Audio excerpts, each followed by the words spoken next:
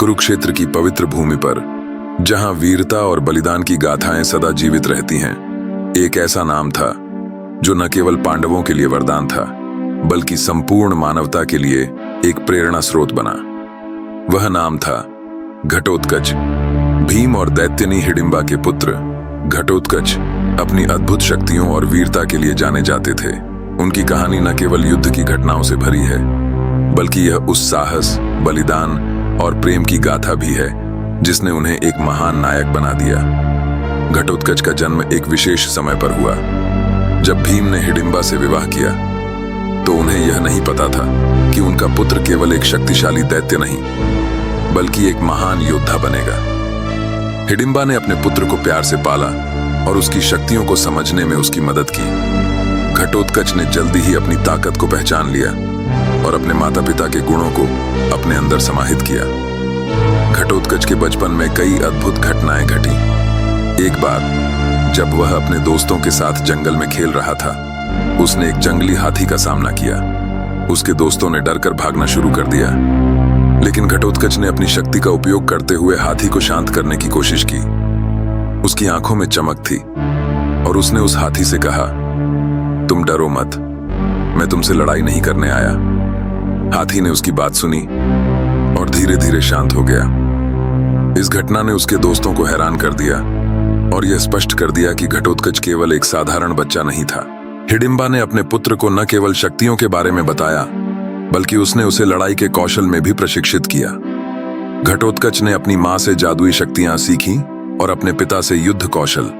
उसने जल्दी ही अपने कौशल में निपुणता प्राप्त की और अपने समकक्षियों से अलग हो गया। वह जंगल में भालुओं और अन्य जंगली जानवरों के साथ खेलता और उन्होंने उसे अपने कौशल का परीक्षण करने के लिए चुनौती दी।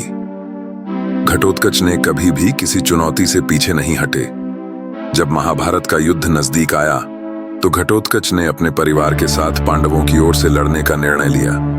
वह जानता था कि यह लड़ाई केवल पांडवों के लिए नहीं, बल्कि समस्त मानवता के लिए थी। वह अपने पिता भीम के साथ युद्ध की तैयारी करने लगा। उन्होंने कौरवों के खिलाफ लड़ाई के लिए अपने शस्त्रों को धार दिया और युद्ध की रणनीतियां बनाई। युद्ध के दिन घटोत्कच ने अपने जादुई गुणों का प्रदर्शन किया। वह एक विशालकाय दैत्य के रूप में सामने आया, जिसने कौरवों के दिलों में डर पैदा कर दिया। उसकी उपस्थिति ने युद्ध के मैदान को एक नई दिशा दी। घटोत्कच ने अपनी अद्भुत शक्तियों से युद्ध के दौरान कई कौरवों को हराया, जिससे पांडवों का हौसला और भी बढ़ा। जैसे जैसे युद्ध आगे बढ़ा, घटोत्कच ने कर्ण का सामना करने का निर्णय लिया। कर्ण, जो कौरवों का सबसे बड़ा योद्धा था, ने घटोत्कच की शक्ति को समझा और उसे हराने के लिए अपनी दिव्य अस्त्र का उपयोग करने का निर्णय लिया। घटोत्कच ने अपने जादुई गुणों का प्रयोग करते हुए कर्ण के सामने चुनौती पेश की। युद्ध में दोनों ने एक दूसरे को हराने के लिए अपनी पूरी ताकत लगा दी।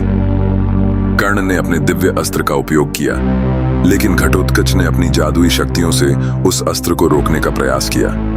वह जानता था कि यदि कर्ण ने उसे हरा दिया तो पांडवों के लिए यह बहुत बड़ी हार होगी। घटोत्कच ने अपने अंतिम प्रयास में एक विशाल आकार धारण किया और कर्ण पर हमला किया। दोनों के बीच की लड़ाई ने युद्ध के मैदान को हिलाकर रख दिया। घटोत्कच ने अपनी शक्ति का भरपूर उपयोग किया।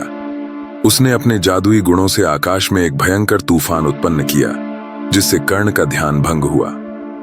कर्ण ने उसे हराने की पूरी कोशिश की, लेकिन घटोत्कच की ताकत उसके सामने बढ़ती गई। यह लड़ाई केवल दो योद्धाओं के बीच नहीं थी, बल्कि यह एक आदर्श और अन्याय के बीच की लड़ाई थी। घटोत्कच की वीरता ने पांडवों को बहुत प्रेरित किया। वह जानता था कि अगर कर्ण ने उसे हराया तो युद्ध में पांडवों को एक बहुत बड़ा धक्का लगेगा। उसने अपने सभी जादुई गुणों का उपयोग करते हुए कर्ण से लड़ाई की, लेकिन अंततः कर्ण के दिव्य अस्त्र ने घटोत्कच को समाप्त कर दिया। घटोत्कच ने अपने अंतिम क्षणों में अपनी शक्ति को चैनल करने की कोशिश की, लेकिन यह असंभव था।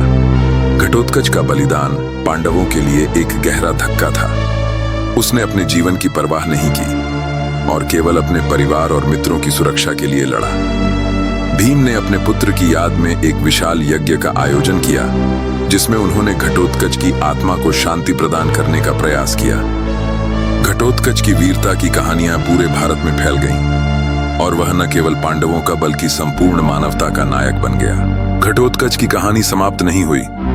उसकी आत्मा हमेशा पांडवों के साथ रही और उसकी शक्तियों का प्रभाव सदियों तक महसूस किया गया।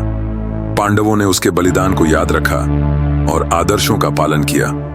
घटोत्कच का नाम न केवल महाभारत में बल्कि भारतीय संस्कृति में एक प्रतीक बन गया। घटोत्कच की वीरता और बलिदान की कहानी आज भी लोगों को प्रेरित करती है। उसके बलिदान ने पांडवों को युद्ध में जीतने के लिए और अधिक प्रेरित किया। वह केवल एक योद्धा नहीं था, बल्कि वह एक उदाहरण था कि किस तरह से एक व्यक्ति अपनी शक्ति का उपयोग दूसरों की भलाई के लिए कर सकता है।